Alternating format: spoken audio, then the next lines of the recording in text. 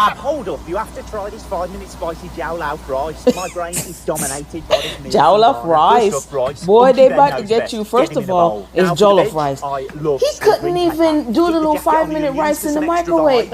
Look at him cutting the onion with the skin on it again.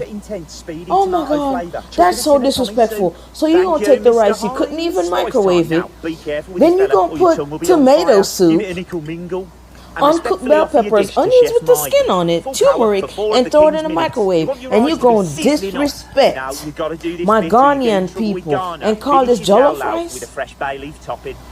Oh, you think that's disrespectful? Oh my God, oh my God.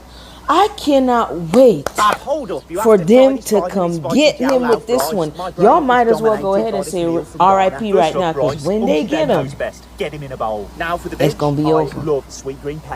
It's going to be over. This right here is disrespectful.